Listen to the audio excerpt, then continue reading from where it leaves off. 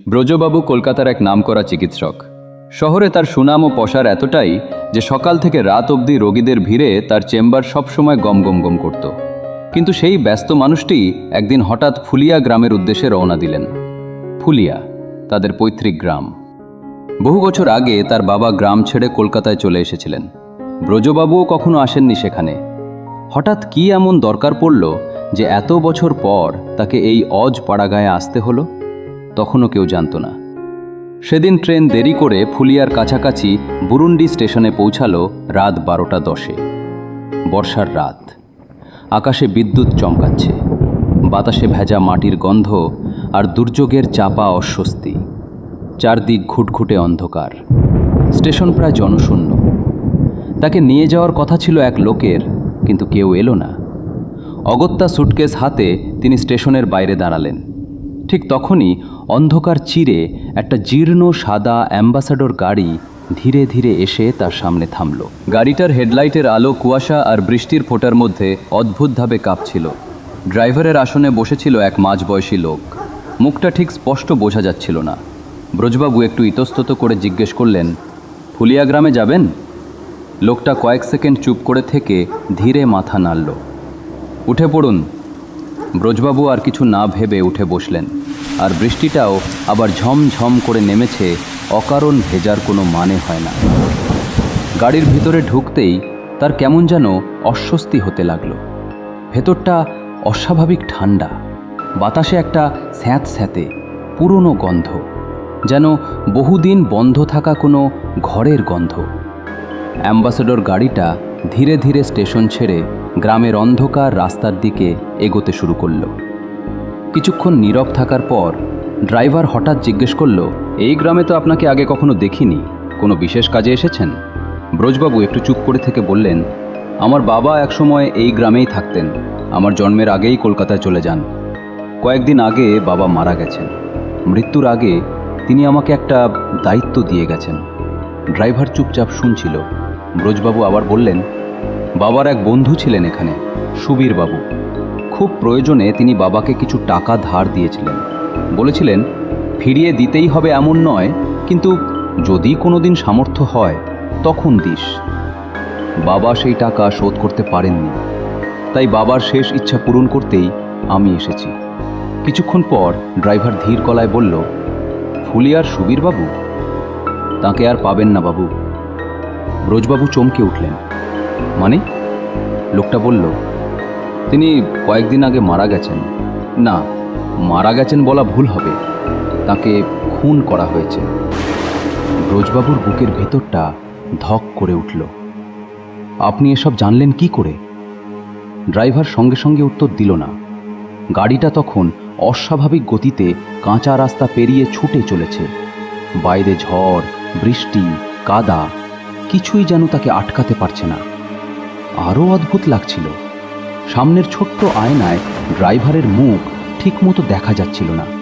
কখনো ঝাপসা, কখনো যেন একেবারে অদৃশ্য। চারপাশে একটা ছমছমে পরিবেশ জমে উঠছিল। ড্রাইভার আবার বলতে শুরু করল, এই গ্রামের প্রধান মানুষটা খুব খারাপ, অর্থলোভী, ক্ষমতালোভী। 10 বছর ধরে প্রধান হয়েও গ্রামের কোনো উন্নতি করেনি, বরং নিজের সম্পত্তিই বাড়িয়েছে। বাইরে বিদ্যুতের ঝলকানি। গ্রামের মানুষ অতিষ্ঠ হয়ে সুবীর বাবুকে বলেছিল ভোটে দাঁড়াতে, কারণ তিনি সৎ মানুষ ছিলেন, গ্রামের ভালো চাইতেন। আর সেই কারণেই প্রধান তাকে সহ্য করতে পারেনি। ব্রজবাবু নিঃশব্দে শুনছিলেন। লোকটা আবার বলল, সুবীরবাবু প্রধানের দুর্নীতির অনেক প্রমাণ জোগাড় করেছিলেন, গ্রামের টাকার হিসাব, ঘুষের কাগজ, সব কিছু। সেদিন রাতেও তিনি তার অ্যাম্বাসাডর গাড়িটা নিয়েই স্টেশনের দিকে যাচ্ছিলেন, এক সাংবাদিকের হাতে সেই প্রমাণগুলো তুলে দেওয়ার জন্য। বাইরে হঠাৎ প্রচণ্ড বজ্রপাত হলো। ড্রাইভারের গলাটা যেন আরও ভারী হয়ে উঠল। কিন্তু প্রধান খবর পেয়ে যায়, নির্জন রাস্তায় নিজের লোকজন নিয়ে গাড়ি আটকে সুবীরবাবুকে খুন করায়। গাড়ির ভিতরে ঠান্ডা যেন আরও বেড়ে গেল। ড্রাইভার এবার ফিসফিস করে বলল, শুধু খুন করেই থামেনি ওরা। গ্রামের পাশের জঙ্গলে একটা পোড়া মন্দির আছে, তার পাশের জীর্ণ নিম গাছটার কাছে দেহটা পুঁতে রেখেছে। খুনের সময় ধস্তাধস্তিতে প্রধানের হাতের একটা আংটি খুলে পড়ে যায়, সেটা আর খুঁজে পায়নিও।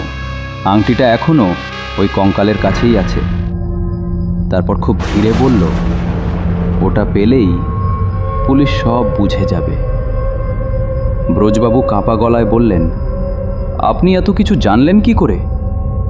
ঠিক তখনই ড্রাইভার ধীরে ধীরে নিজের মুখটা পিছনের দিকে ঘুরিয়ে নিল। 180 ডিগ্রি ঘুরে গেল তার ঘাড়, যা কোনো মানুষের পক্ষে অসম্ভব।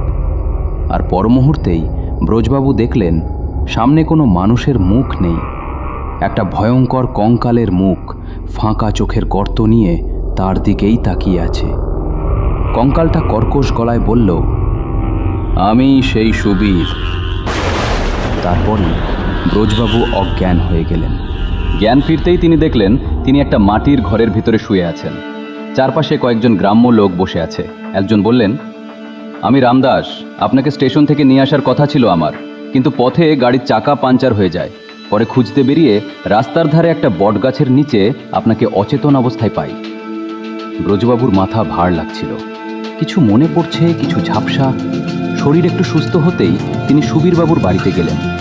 সুবীরবাবুর ছেলের হাতে বাবার ধার করা টাকাটা তুলে দিলেন। কথাবার্তার মাঝে হঠাৎ বাড়ির এক কোণে দাঁড়িয়ে থাকা একটা জীর্ণ সাদা অ্যাম্বাসাডর গাড়ির দিকে তার চোখ পড়ল। ব্রজবাবুর বুকটা ধক করে উঠল। এই যেন এই একই গাড়ি, গতরাতে যেটাতে চেপে তিনি এসেছিলেন। গাড়ির রং, সামনের ভাঙা হেডলাইট, দরজার পাশে পুরনো আঁচড়, সব কিছুই হুবহু এক। কৌতূহল সামলাতে না পেরে তিনি গাড়িটার কাছে এগিয়ে গেলেন। হাত বাড়িয়ে দরজাটা খুলতেই ক্যাচ করে একটা ভারী শব্দ হলো। আর আগের দিন রাতে তার সাথে ঘটে যাওয়া সব ঘটনা সব পরিষ্কার মনে পড়ে গেল। আর সেই কঙ্কালের মুখটা বিদ্যুতের মতো ভেসে ওঠে তার মনে। নিজেকে একটু সামলে নিয়ে তিনি দেখলেন যে ধুলো, মাকড়সার জাল আর স্যাঁতস্যাঁতে গন্ধে ভরে আছে পুরো গাড়িটা। মনে হচ্ছে বহুদিন কেউ এতে হাতও দেয়নি। কিন্তু সেই ধুলোর মাঝেই হঠাৎ তার চোখ পড়ল একটা রুমালের ওপর। তিনি থমকে গেলেন। রুমালটা তার নিজের। গতরাতে গাড়ির ভিতরে বসে ঘাম মুছতে গিয়ে অসাবধানতাবশত ফেলে দিয়েছিলেন। কোনায় ইংরেজিতে তার নামের আদ্যক্ষরও লেখা ছিল। কাঁপা হাতে তিনি রুমালটা তুলে নিলেন। আর তখনই তার চোখ পড়ল রুমালের ভাঁজে লেখা কয়েকটা কাঁপা কাঁপা অক্ষরে, পারিস যদি আমার খুনের অপরাধীকে শাস্তি দিস। এই টাকা ফেরানোর চেয়েও সেটা হলে আমি সবচেয়ে বেশি খুশি হব, সুবীর। লেখাটা দেখেই ব্রজবাবুর শরীর দিয়ে ঠান্ডা স্রোত বয়ে গেল। তিনি তাড়াতাড়ি চারপাশে তাকিয়ে নিঃশব্দে রুমালটা পকেটে ঢুকিয়ে নিলেন। ঠিক তখনই সুবীরবাবুর ছেলে পিছন থেকে বলল, বাবার মৃত্যুর পর থেকে গাড়িটা এভাবেই পড়ে আছে, কেউ আর চালায় না ওটা। কথাটা শুনে ব্রজবাবুর বুকের ভিতরটা কেঁপে উঠল। তিনি আর কিছু বললেন না, শুধু নিঃশব্দে সেই জীর্ণ অ্যাম্বাসাডরটার দিকে তাকিয়ে রইলেন। কলকাতায় ফিরে এসে ব্রজবাবু আর দেরি করেননি। তিনি যোগাযোগ করলেন তার বহুদিনের পরিচিত এক উচ্চপদস্থ পুলিশ অফিসার গিরিশবাবুর সঙ্গে। গিরিশবাবু একসময় ব্রজবাবুর রোগী ছিলেন। দীর্ঘদিনের সেই পরিচয় ধীরে ধীরে এক আন্তরিক বন্ধুত্বের রূপ নিয়েছিল। ব্রজবাবুর মুখে পুরো ঘটনাটা শুনে গিরিশবাবু প্রথমে স্তব্ধ হয়ে গিয়েছিলেন। এত অদ্ভুত আর অবিশ্বাস্য ঘটনার কথা সহজে মেনে নেওয়া কঠিন ছিল। তবুও ব্রজবাবুর গলায় যে আতঙ্ক, যে সত্যতার ছাপ তিনি দেখেছিলেন, তা উপেক্ষা করতে পারেননি। তিনি আশ্বাস দিলেন যে করেই হোক বিষয়টার সঠিক তদন্ত হবে। কয়েকদিনের মধ্যেই তদন্ত শুরু হলো। গ্রামের পাশের সেই নির্জন জঙ্গল, পোড়া মন্দিরের ধ্বংসস্তূপের আশেপাশে পুলিশ খোঁড়াখুড়ি চালাতে লাগল। আর তারপরই বেরিয়ে এলো বছর খানেকের চাপা পড়ে থাকা এক ভয়ঙ্কর সত্য। মাটির গভীর থেকে উদ্ধার হলো একটি মানুষের কঙ্কাল। কিন্তু সবচেয়ে শিউরে ওঠার মতো ব্যাপার ছিল অন্য কিছু। কঙ্কালের হাড়ের ফাঁকে আটকে ছিল একটি সোনার আংটি।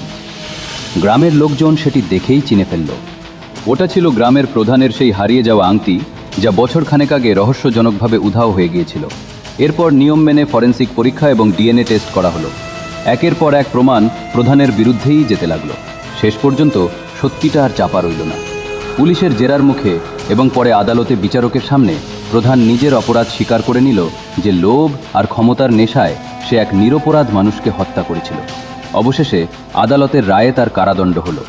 সব কিছু শেষ হওয়ার পর ব্রজবাবু অনুভব করেন বুকের ওপর চাপা পড়ে থাকা এক অদৃশ্য ভার যেন ধীরে ধীরে নেমে যাচ্ছে।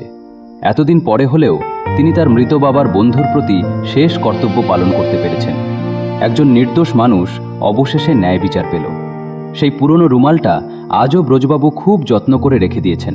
মাঝে মাঝে তিনি সেটাকে হাতে তুলে নেন, নিঃশব্দে কিছুক্ষণ তাকিয়ে থাকেন। আর তখনই তার মনের ভেতর অদ্ভুত এক শান্তি নেমে আসে, যেন কোথাও থেকে কেউ নীরবে আশীর্বাদ করে বলছে, শেষ পর্যন্ত সত্যিই তুমি কথা রেখেছো।